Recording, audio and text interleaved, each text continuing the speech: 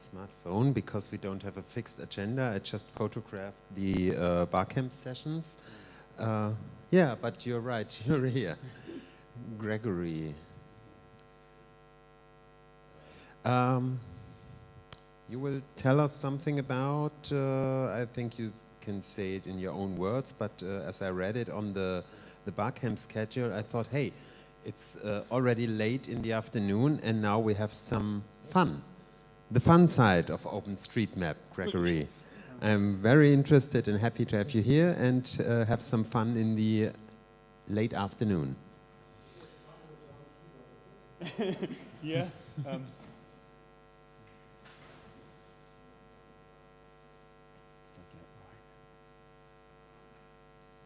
Okay. So this is a talk that I'm not prepared very well, but I did it previously. So it seems as we've heard about OpenStreetMap there. I think most of the people that have been at this conference have heard of OpenStreetMap. Maybe you've used the data, you're using the data, or you're creating more in the case of Deutsche Bahn, or maybe you're not, but you just know about OpenStreetMap and you kind of leave it there because your other maps are, well, good enough, and that's about it. But obviously OpenStreetMap's, it's a community and it comes from hobbyists. There's people who do it kind of related to their work, but it's a fun place and you shouldn't be scared of that. There's fun things that, yeah, we're making a map, yeah, we're making software and code and documentation, but also we're just having fun and wasting time sometimes rather than making these detailed maps. So because you probably all, maybe most of you aren't connected with that community and fun side of it, I thought I'd go over a few things that happen on the more casual side, and you can decide what you think about them. So maps on anything, I think that's even a trend at the moment. Put on a t-shirt, high-vis jackets for mappers. It gets more unique. You know, people are putting it on scarves, on napkins, if this site loads, even on a onesie for your baby. So if you've got children, like, make them like maps from an early age. And so, you know, on mugs, on this one that I quite like, I don't tend to wear leggings myself, but doesn't that look cool? It's a map, it's on leggings. So I think if you can think of something that a map isn't on, you've probably got a business there. So another thing is OpenStreetMap, we like cake. This comes from our mapping party idea of a cake. You get a city or maybe a station and you draw a circle and divide it up like slices of a cake. So people go on and so that's an example of a cake diagram dividing a city up. But then people go, well, can you put a map on a cake, you know? And people do lots of baking. So, you know, there's the wilds, there's a map down there at the bottom. It's kind of fun and it's tasty and edible. And even you'll be familiar with kind of map tiles in your applications. Well, how about biscuits that are square? And so you can eat the map tiles quite literally. It's fun, you know, it's not helping the map, but it keeps us happy, it keeps us fun. So then we get into the really silly that, so there are social events that we have and the conferences, and I like this. This was a quote they used in Japan on a sticker that, may your maps tell great stories. When I look at OpenStreetMap, it's not just about what's there, it's about, I went to that place and then, I got lost. There were dead ends everywhere in this residential. You know, there's always a story. Every part of OpenStreetMap that I've contributed to, there's some story about what happened when I was mapping, and I haven't done all of OpenStreetMap. So, you know, there's other people have stories. There's stories that we're not always telling because maybe you don't know the mapper, but you should find out and ask them about it. And so I'm only going for a few of these things. There's parody performances, and this is where it gets really silly. So we won't have sound, I don't think, but that's probably for the best. So when State of the Map in 2008 went to town in Ireland called Limerick, people made limericks, little poems of a certain format about maps. And then it got a bit serious in 2011 with which one this is. Oh, yeah, so that's even at the Phosphor G conference. Pop song, we're up all night to get lucky. Well, let's change the words to be about maps. And it gets really silly. You could see me there wearing a Robin Hood hat because it's in Nottingham. But yeah, so you get that, and there's been a bit of fun with me and a Spanish guy called Ivan. We kind of now compete over these parody songs about maps. There's whole YouTube lists about it.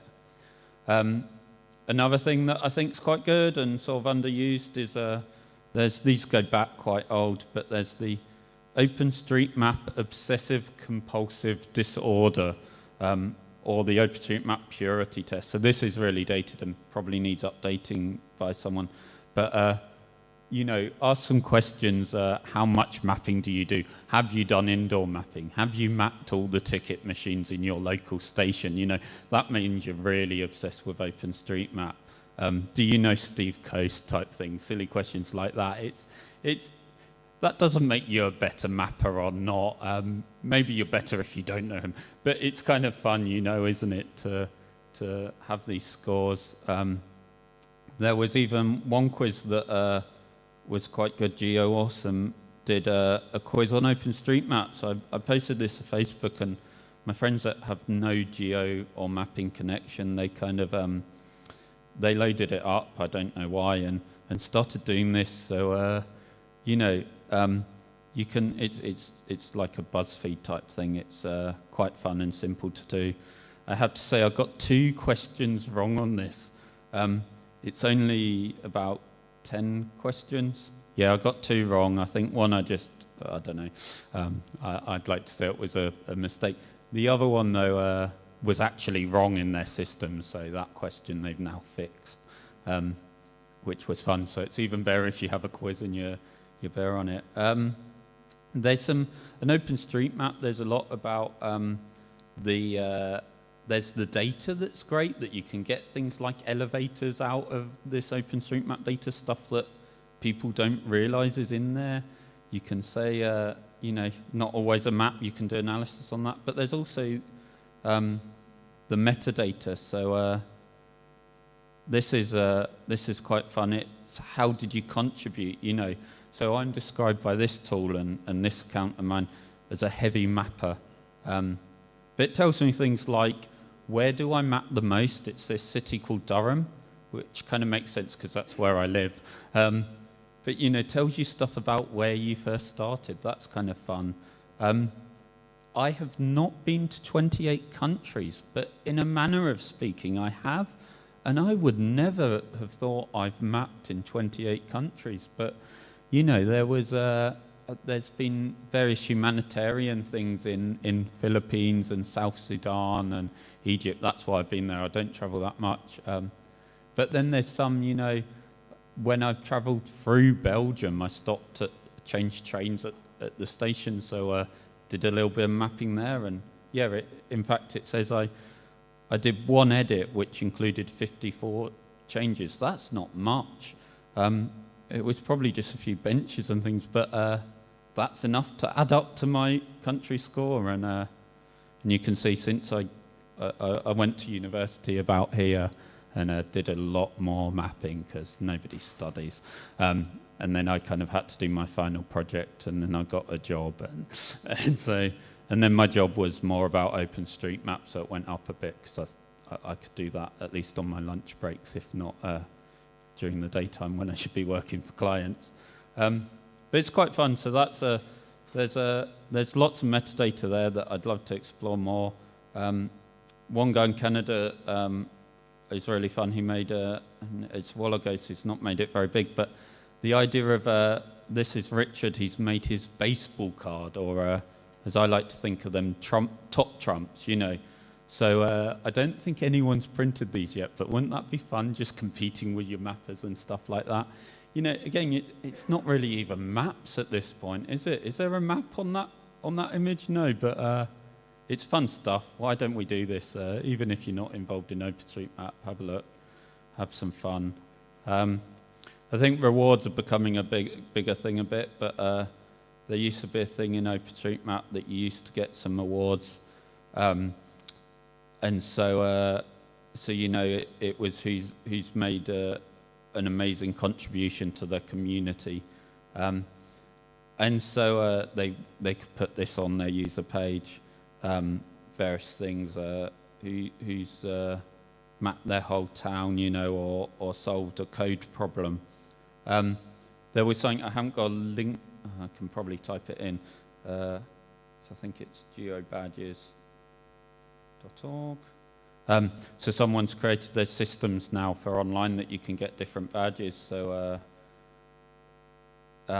someone's done one that there's various OpenStreetMap ones. Have you edited OpenStreetMap? Put your hand up if you made an edit to OpenStreetMap. Oh, a few of you.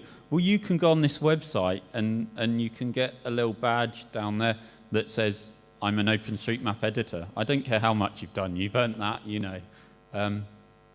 And so it's kind of fun on there. I guess that's where I get.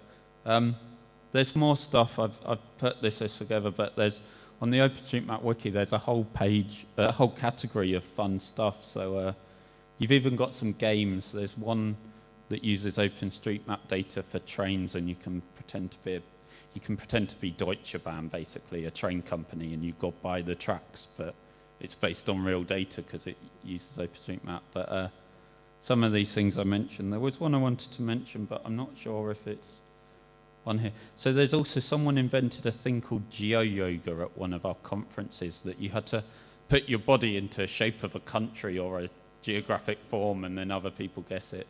So you know, we all get a bit silly, and life should be about that. Even if this is your work, even if you think mapping is sitting behind a desk writing email to other geospatial companies, you know, you should have a look at these things. Just take 5 minutes out of your day at least, and answer that Geo Awesome quiz. See if you actually do know anything about OpenStreetMap or mapping in general. And another thing is, I would say, so the conferences are quite fun, State of the Map. I'm mainly going to add this bit because I'm on the organising committee now for the State of the Map. So in September, date to be announced very soon. It'll be in Brussels, so it's not far from you. There's going to be State of the Map. It'll be like this. You'll hear great technologies and projects, but there'll also be some silly stuff, some fun things.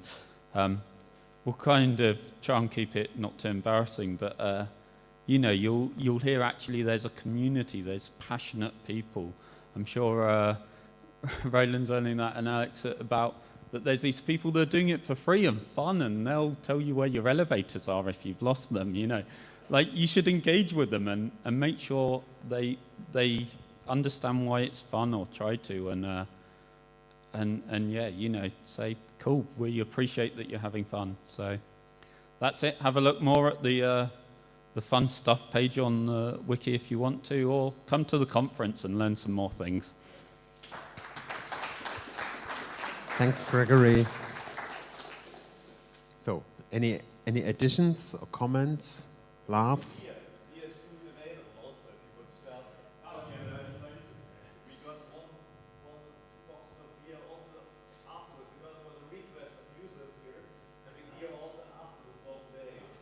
Okay, but before the beer, we first have our last presentation in the Barcamp session. Sepp and Alzino are coming to us from Map Time, and they speak about Map Time. Very inspiring title.